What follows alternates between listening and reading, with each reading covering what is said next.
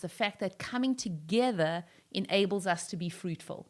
Because you without me can't be fruitful, and I without you can't reproduce, and that's a blessing. And so for you today, as you hearing this and you wondering, well, what are some of the voices? Maybe it's not your parents, maybe it's people that you're watching on social media or people that you're following who don't honor and respect God's value for marriage.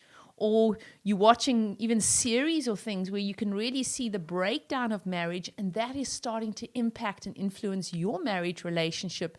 Because the scripture says, as you think, so you are. So the more you're watching or listening into such secular ideas that are anti-God's design for marriage, you're starting to think like that, and you're starting to act that out into your relationship, which will only create division. And when a cord starts to be separated, it just causes tearing and pain and heartache.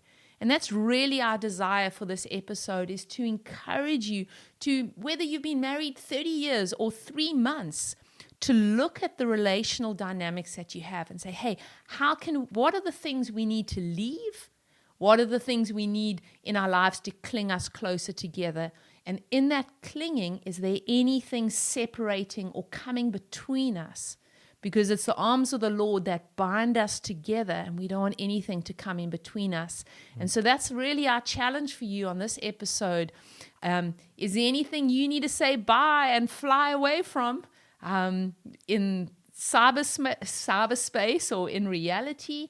But make sure that you take to heart and say, hey, Lord, how can we cling closer to each other? And in clinging together, you release anything else that it could have started to fill your hands that isn't God's design for a godly marriage.